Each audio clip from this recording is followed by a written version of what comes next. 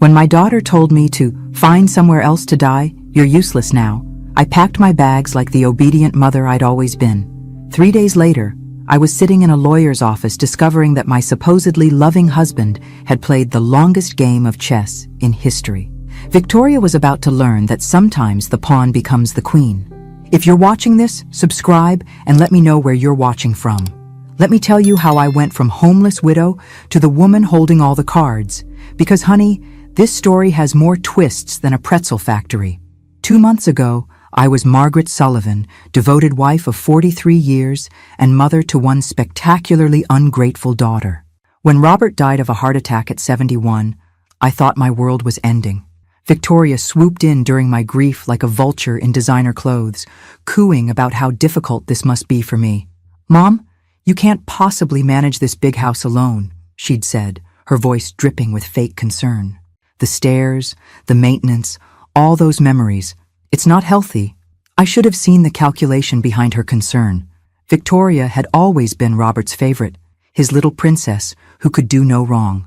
When she married that investment banker Kevin and started producing grandchildren, Robert doted on them all. Meanwhile, I was just the woman who cooked and cleaned and kept everything running smoothly. After the funeral, Victoria became increasingly insistent about my situation. She'd bring Kevin over for family dinners where they'd corner me with real estate pamphlets and retirement community brochures.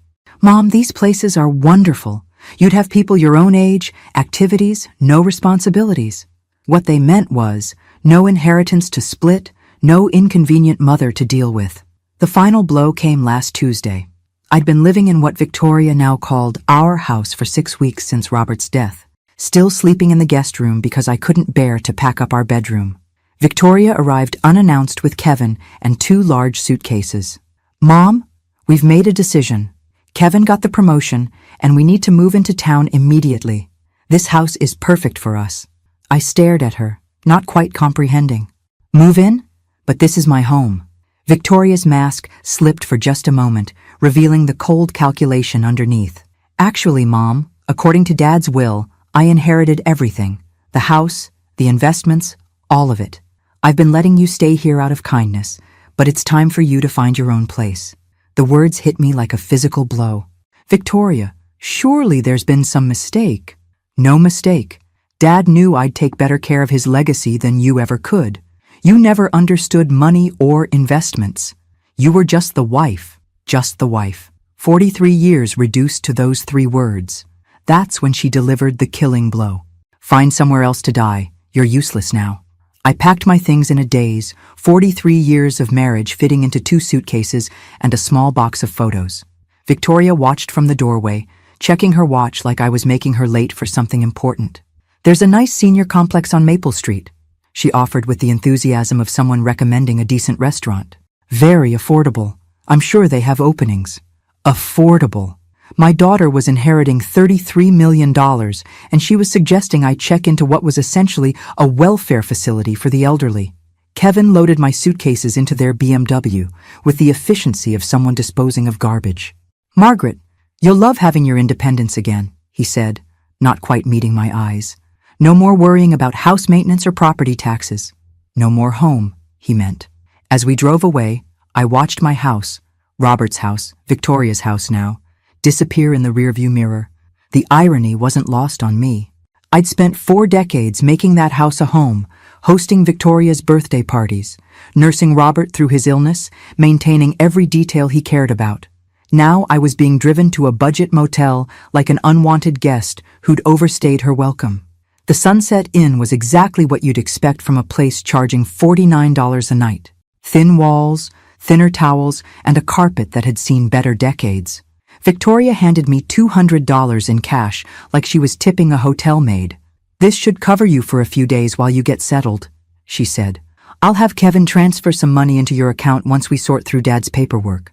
Some money. From my own inheritance.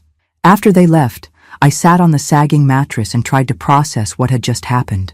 In the span of 3 hours, I'd gone from grieving widow to homeless senior citizen. The woman I'd raised, loved, and sacrificed for had discarded me like an expired prescription.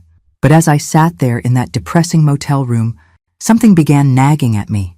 Robert had always been meticulous about his affairs, obsessively organized about important documents. He'd shown me the will years ago, explaining his wishes, making sure I understood everything. And I was absolutely certain that's not what it had said. Robert had been many things. Traditional, sometimes stubborn, occasionally patronizing about money matters. But he wasn't cruel. The man who'd held my hand through my mother's death, who'd surprised me with flowers every anniversary, wouldn't have left me destitute. The next morning, I used the motel's Wi-Fi to search for Robert's attorney, Harrison Fitzgerald, the same lawyer who'd handled our house purchase and various business matters over the years. His office was downtown, a 20-minute bus ride that cost me precious cash but felt necessary. Harrison Fitzgerald was a distinguished man in his 70s with kind eyes behind wire-rimmed glasses.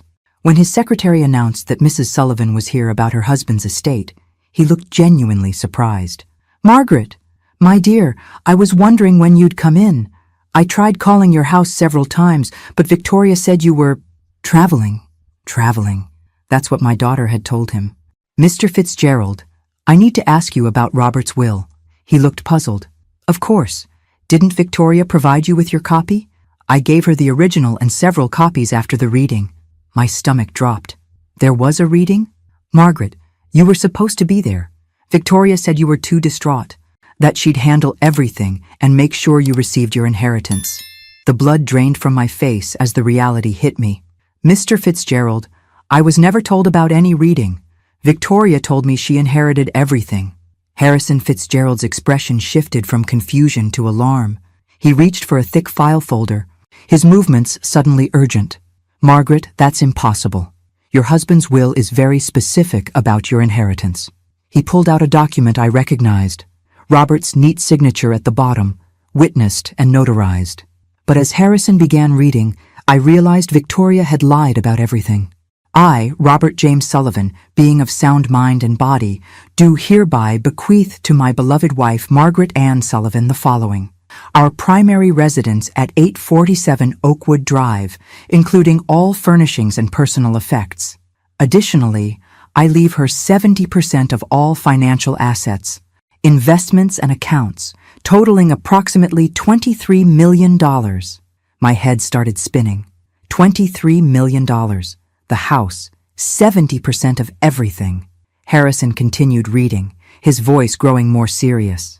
To my daughter Victoria Sullivan Hayes, I leave $10 million, to be held in trust with distributions beginning on her 45th birthday, contingent upon her treatment of her mother following my death, contingent upon her treatment of me. Robert had known. Somehow, he'd known exactly what Victoria would try to do. "Mr. Fitzgerald," I whispered, "Victoria told me I inherited nothing. She moved into my house. She gave me $200 and suggested I find a senior facility." The elderly lawyer's face flushed with anger. "Margaret, what Victoria has done is called elder abuse and fraud. She's committed multiple felonies. But she had legal documents. She showed me papers. Forged, most likely. Or documents from an earlier draft. Your husband updated his will 6 months before his death, specifically because he was concerned about Victoria's attitude toward money and her sense of entitlement." The room was spinning. All those times Victoria had dismissed my opinions, talked over me during family dinners, rolled her eyes when I tried to contribute to conversations about their expensive vacations or Kevin's business deals. Robert had been watching, evaluating, making decisions. "There's more, Margaret. The trust provision for Victoria specifically states that if she fails to treat you with respect and dignity following my death, the entire $10 million reverts to you instead." I stared at him in shock. "Are you saying—" "I'm saying your daughter just cost herself $10 million. Her inheritance is now yours as well. You're not inheriting $23 million, Margaret. You're inheriting $33 million, plus the house and all personal property." The irony was so perfect it was almost funny. Victoria had been so eager to claim her inheritance that she'd triggered the exact clause designed to protect me from her greed. "What do I do now?" I asked, my voice barely steady. Harrison smiled, and for the first time since Robert's death, I saw genuine warmth directed at me. "Now, my dear, we call the police about the fraud." And then we call Victoria and inform her that she's about to receive the shock of her life. Can she fight this? With what money? She's about to discover that every account she thought she controlled actually belongs to you. Every investment, every bank account, every asset except your house is frozen pending investigation of her fraudulent activities. I thought about Victoria in my house, probably already planning renovations, shopping for new furniture with money she thought was hers. Kevin was probably calculating how the inheritance would affect his investment portfolio. They had no idea that in about 6 hours, their entire world was going to implode. Harrison Fitzgerald's office became command central for what he cheerfully called Operation Justice. He contacted the police, the banks, and a private investigator while I sat in his leather chair, still processing the magnitude of Victoria's deception. The forged documents are quite sophisticated, Detective Rodriguez explained as she reviewed the fake will Victoria had shown me. This wasn't a spur-of-the-moment crime. Someone planned this carefully. You think Victoria had help? I asked. Almost certainly. Creating convincing legal forgeries requires specific knowledge and connections. We'll need to investigate whether Kevin or someone in his financial network was involved. Within 2 hours, every account had been frozen. Victoria's credit cards, linked to what she thought were her new inheritance accounts, were declined. The house utilities, which she'd already transferred to her name, were suspended pending ownership verification. My phone rang at exactly 3:47 p.m. Victoria's name flashed on the screen. "Mom, where are you?" "There's some kind of mix-up with the bank accounts. They're saying Daddy's assets are frozen." "Hello, Victoria. I'm sitting in Harrison Fitzgerald's office. You remember him? Daddy's attorney, the one who read the real will to an empty room while you told him I was traveling." Silence. Then, "Mom, I don't know what you think you discovered, but I discovered that you're a liar and a thief, sweetheart. I also discovered that your father was much smarter than either of us realized. You don't understand. I was protecting you from the complexity of managing all that money. You've never had to deal with investments or, I understand perfectly. You forged legal documents, committed fraud, and threw your 67-year-old mother out of her own house because you thought I was too stupid to notice." Her voice turned sharp, desperate. "Mom, you're confused. The grief has been overwhelming, and someone is obviously taking advantage of your emotional state." The audacity was breathtaking. Even caught red-handed, Victoria was trying to manipulate me. "Victoria, dear, let me clarify something for you. Not only did you never inherit anything, but your actual inheritance, the $10 million your father left you, is now mine as well, thanks to a lovely clause he included about treating me with dignity and respect." "That's impossible. Detective Rodriguez is sitting right here if you'd like to discuss the impossibility of fraud charges with her." The phone went quiet. I could almost hear Victoria's mind racing, calculating, searching for an angle. "Mom, please, can we meet somewhere and talk about this reasonably? I'm sure we can work something out." "Oh, we'll definitely be meeting soon. At the courthouse, when you're arraigned. You wouldn't dare press charges against your own daughter." Something cold and final crystallized in my chest. "Watch me." I hung up and looked at Harrison, who was beaming with approval. "How long before she's arrested?" "Detective Rodriguez has enough evidence for a warrant. They'll pick her up this evening." "And Kevin?" "His financial records are being subpoenaed. If he participated in creating those documents, he'll face charges too." My phone buzzed with a text from Victoria. "Mom, please don't do this. Think about the grandchildren." I showed the message to Detective Rodriguez, who smiled grimly. "Emotional manipulation. Classic behavior pattern for this type of crime." I typed back, "I'm thinking about them. They deserve to see what happens when you steal from family." 20 minutes later, Kevin called. "Margaret, surely we can resolve this privately. Victoria made some poor decisions, but involving the police seems excessive." "Kevin, did you help her forge those documents?" That's not..." "Margaret, you have to understand the pressure Victoria was under. She was worried about your mental state, your ability to handle large sums of money." "So that's a yes." "It wasn't malicious. She genuinely believed she was protecting you. By throwing me out of my house and telling me to find somewhere to die?" Kevin was quiet. "Kevin, here's what's going to happen. You're both going to be arrested. You're both going to face federal fraud charges. And I'm going to be sitting in my house, watching it all unfold." "Margaret, please." Be reasonable. I was reasonable for 43 years. It didn't work out well for me. The police arrested Victoria at 8:30 p.m. while she was having dinner at Le Bernardin, apparently celebrating her inheritance with Kevin and another couple. According to Detective Rodriguez, she screamed about false arrest and demanded to call her lawyer, who turned out to be Kevin's golf buddy and had no experience with criminal law. Kevin was arrested at his office the next morning. The forensic accountant had traced the forged documents to a printing company Kevin's firm used for creating fraudulent investment prospectuses. Apparently, my son-in-law had quite the criminal resume that Victoria either didn't know about or chose to ignore. I spent my first night back in my house in 43 years, sleeping in the master bedroom. Victoria had already moved her belongings into the space, replacing Robert's careful organization with her chaos of designer clothes and expensive cosmetics. I packed everything into garbage bags and left them on the front porch. Let her collect them when she makes bail. The house felt different now, not because Robert was gone, but because I was finally seeing it as mine. For decades, I'd maintained it as Robert's sanctuary, designed around his preferences, his needs, his vision of how we should live. Now, looking around with clear eyes, I realized how little of me had ever been reflected in these rooms. That was about to change. Harrison called around noon with updates. Victoria's bail is set at $50,000. Since all her accounts are frozen, she'll have to find someone else to cover it. What about Kevin? $200,000. Apparently the judge wasn't impressed with his history of financial crimes. Who knew your son-in-law had been under investigation for securities fraud? I certainly hadn't known. But then again, I'd been excluded from most family financial discussions. Victoria and Kevin had always spoken to me like I was a child when money came up, simplifying concepts they assumed I couldn't understand. They were about to learn how much I'd actually understood. Harrison, I want to make some changes to the house. Victoria had contractors lined up to renovate. I'd like to proceed with some of those plans, but with my own vision. Excellent idea.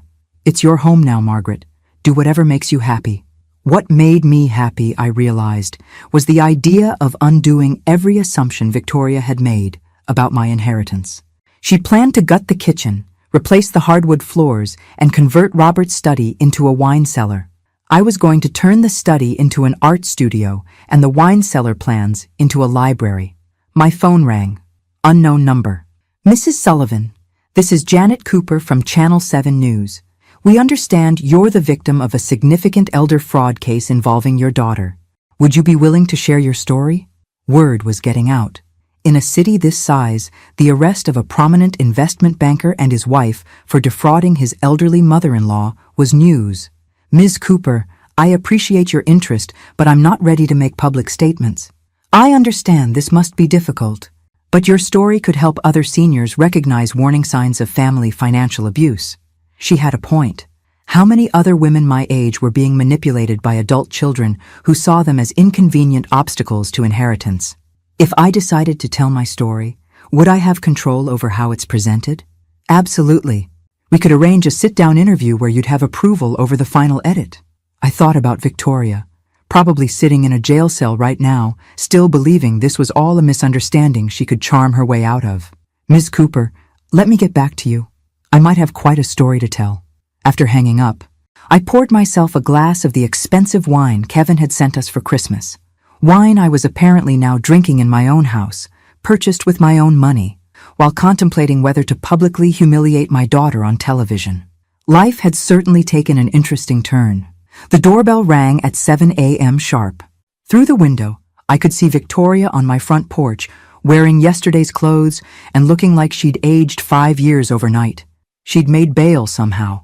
I opened the door, but didn't invite her in. Mom, please, we need to talk. We talked yesterday. You told me to find somewhere to die. I found somewhere to live instead.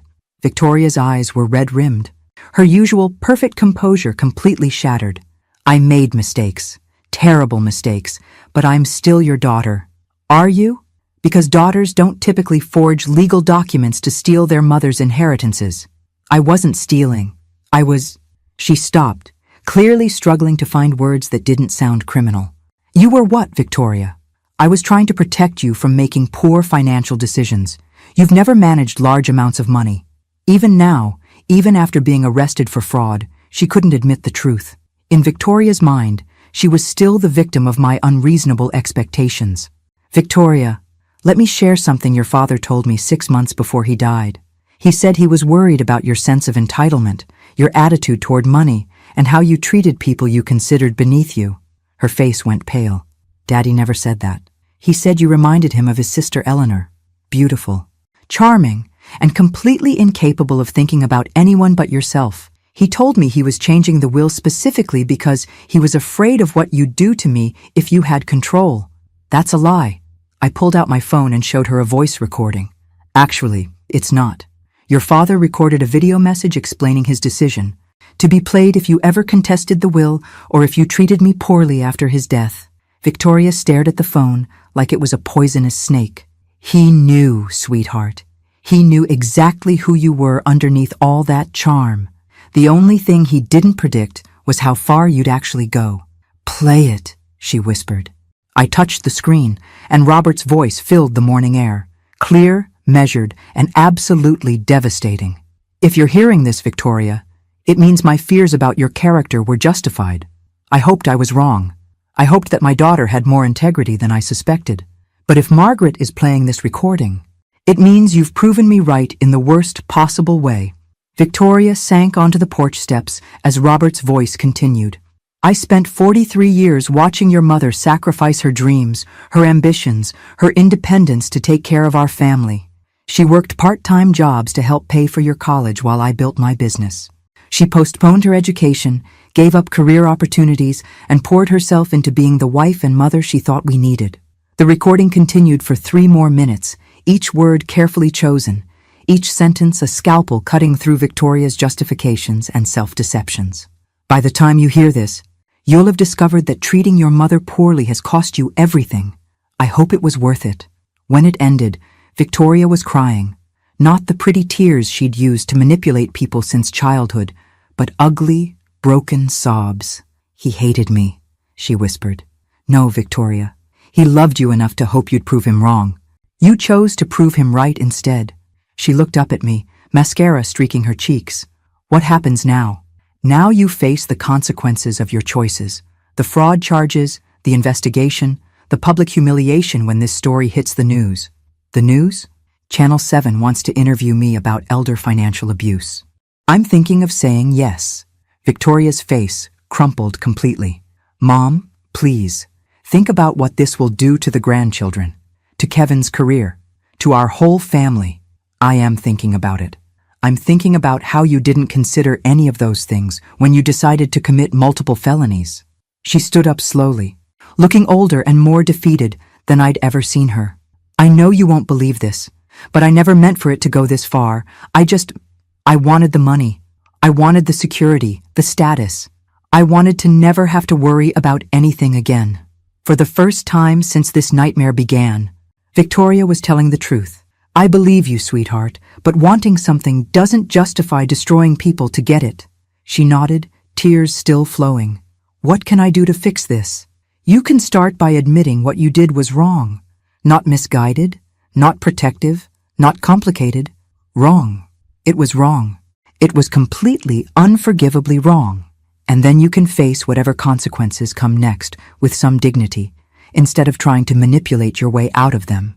Victoria looked at me for a long moment, seeing perhaps for the first time not the pushover mother she'd always known, but the woman who'd just outmaneuvered her completely. I deserved this, didn't I? Yes, Victoria, you absolutely did. 3 days after Victoria's porch confession, Kevin's mother showed up at my door. Eleanor Hayes was everything I'd expected. Perfectly coiffed, dripping with jewelry, and radiating the kind of entitlement that only comes from 3 generations of inherited wealth. Margaret, we need to discuss this situation rationally. I invited her in, curious to see what version of reality the Hayes family had constructed to explain their son's felony charges. Eleanor settled herself in my living room like she was granting me an audience. Kevin made some poor choices, obviously, but prosecuting him seems rather vindictive, don't you think? Vindictive? Your son helped steal my inheritance and threw me out of my own house. Kevin was following Victoria's lead. He didn't understand the full situation. The woman was actually trying to blame my daughter for her son's criminal behavior. I had to admire the audacity. Mrs. Hayes, Kevin created forged legal documents. That's not following someone's lead. That's conspiracy to commit fraud. Kevin's lawyer believes we can reach a settlement that benefits everyone. You get your house back, Victoria faces appropriate consequences, and Kevin avoids the publicity of a trial. Appropriate consequences. As if Victoria's crimes were a minor etiquette violation. What kind of settlement? Eleanor smiled, clearly believing she'd found an opening.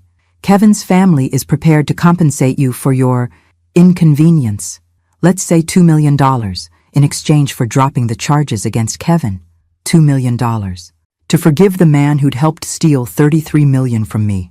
Mrs. Hayes, your son participated in a scheme that cost me everything I owned. You think $2 million covers that? Margaret, be realistic. Kevin has a career, children, a reputation to maintain. Sending him to prison serves no one. It serves justice. Eleanor's polished facade cracked slightly. Justice? You're destroying multiple families over money you'd never have known how to manage anyway. There it was. The same condescending attitude that had poisoned my relationship with Victoria. In their world, I was just the help who'd gotten uppity. Mrs. Hayes, I think we're done here. Margaret, please reconsider. $5 million. Final offer. $5 million to let Kevin walk free. The amount was staggering, but the principle was non-negotiable. My answer is no.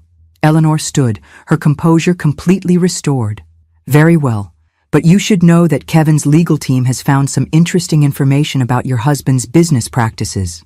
It would be unfortunate if that became public during the trial. The threat was clear, but I felt no fear, only curiosity. What kind of information? The kind that might make you reconsider who the real criminal in this situation was. After she left, I called Harrison immediately.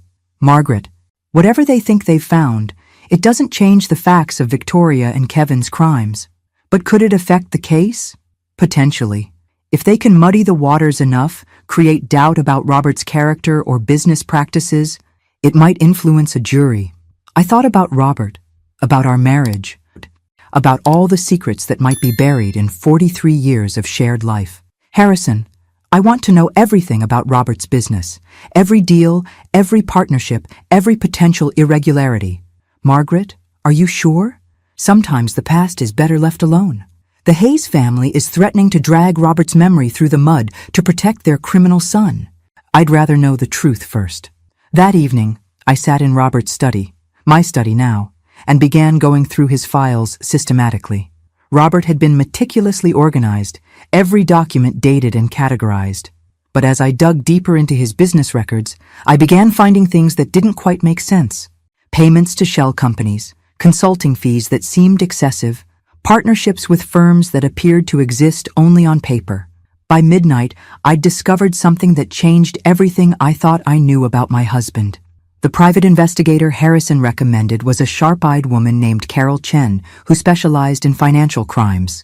She spent 6 hours in Robert's study, photographing documents and building what she called the real picture of my husband's business empire. Mrs. Sullivan, your husband was running a sophisticated money laundering operation through his consulting firm. We're talking about millions of dollars in illegal transactions over the past decade. The revelation hit me like a physical blow. That's impossible.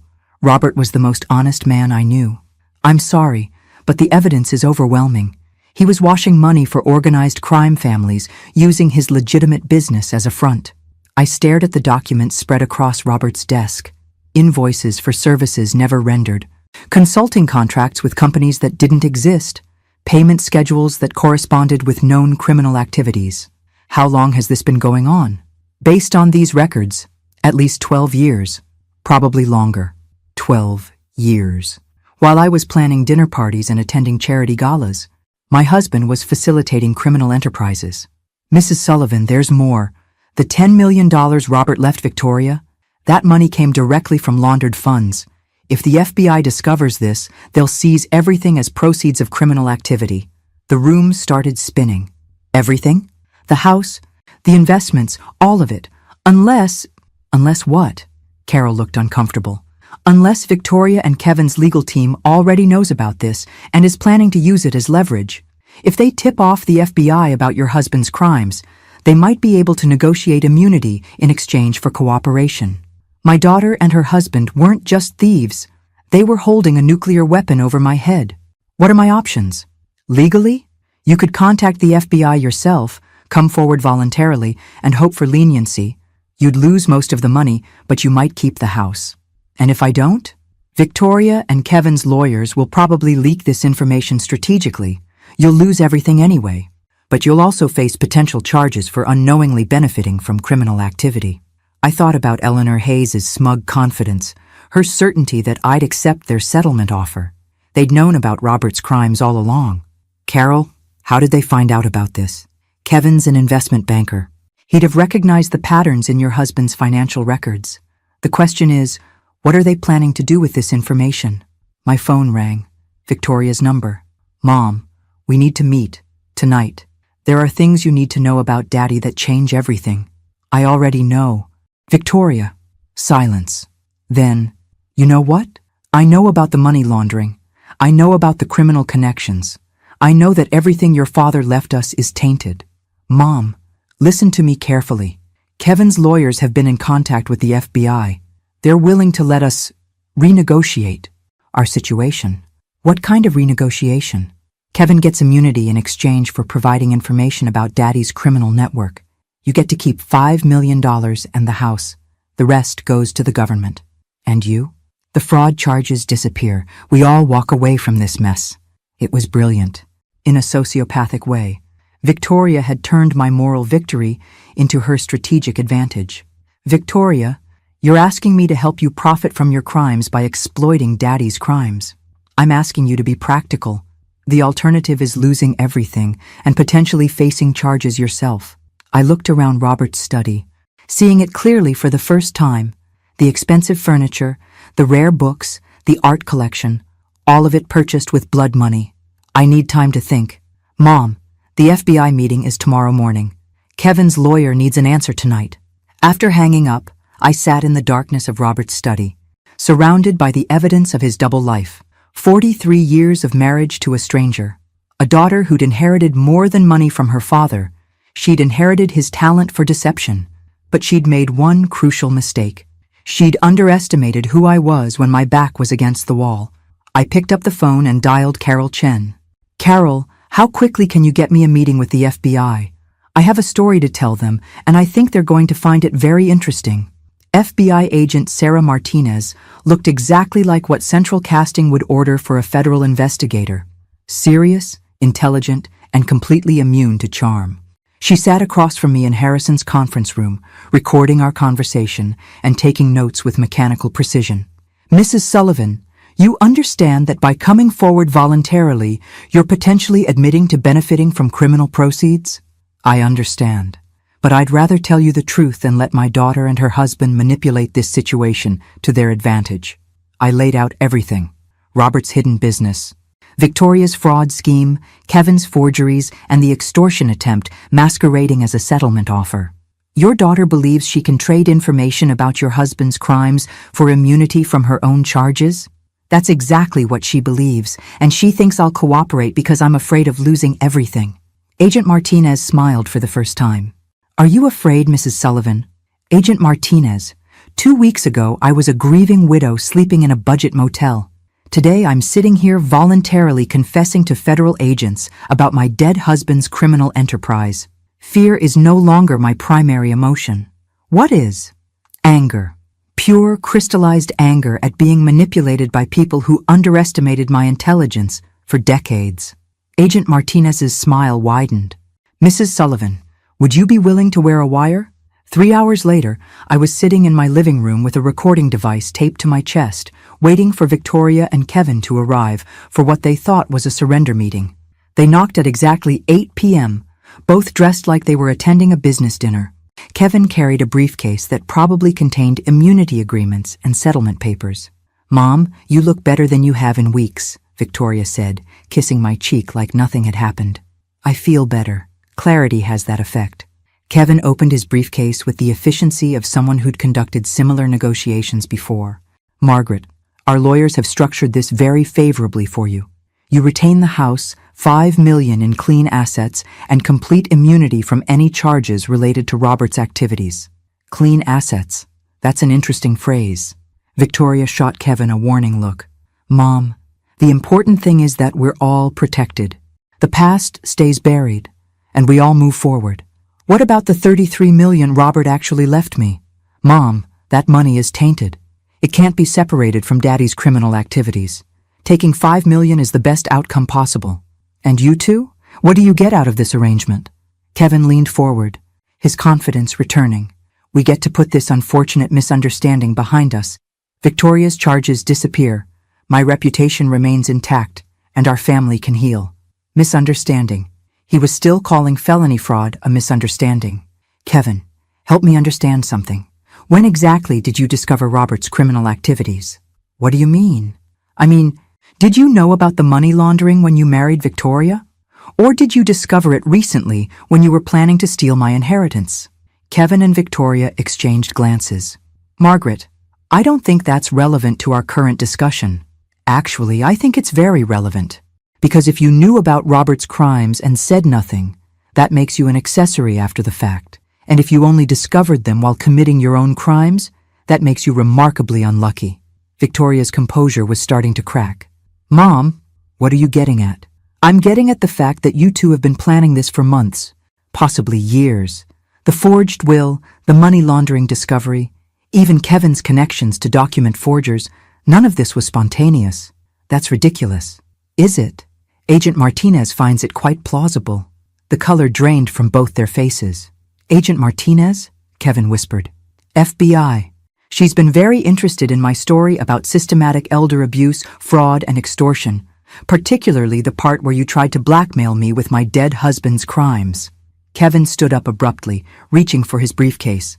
Margaret, this conversation is over. Actually, Kevin, I think it's just beginning. Agent Martinez and two other federal agents entered my living room as Victoria and Kevin sat frozen in place. The briefcase Kevin had been reaching for was confiscated immediately, along with both their phones. Victoria Sullivan Hayes and Kevin Hayes, you're under arrest for conspiracy to commit wire fraud, elder abuse, and attempted extortion of a federal witness. Victoria turned to me with an expression of absolute betrayal. Mom, how could you do this to your own family? The same way you could forge legal documents and steal my inheritance, sweetheart, except my way is legal. As the agents handcuffed them, Kevin tried one last desperate play. Margaret, you don't understand what you've done. There are people connected to Robert's business who won't appreciate federal attention. You've put yourself in danger. Agent Martinez paused in reading them their rights. Mr. Hayes, are you threatening a federal witness? I'm warning her about the reality of her situation. The reality, Agent Martinez said, is that you just added witness intimidation to your charges. After they were removed, Agent Martinez sat back down across from me. Mrs. Sullivan, Kevin's warning might not be entirely empty. Your husband was connected to some dangerous people. How dangerous? The Torino crime family, primarily. They've been using legitimate businesses to launder money for decades. Your husband's consulting firm was one of their most successful operations. The name meant nothing to me, but the agent's expression told me everything I needed to know. Are you saying I'm in actual physical danger? Potentially, but there's something else you should know about your husband's operation. Something that changes everything. Agent Martinez pulled out a thick file folder, the kind that suggested months of investigation. Mrs. Sullivan, your husband wasn't just laundering money for the Torino family. He was an FBI informant. For 12 years, he was providing information about their operations while appearing to facilitate their money laundering. The world tilted sideways. Robert was working for the FBI? Deep cover. Long-term investigation. The operation was so sensitive that even local FBI offices weren't informed. Your husband was helping us build cases against multiple crime families. But the money was real. The FBI allowed him to keep a percentage of the laundered funds as payment for his cooperation and to maintain his cover. Everything he left you was earned through legitimate federal cooperation.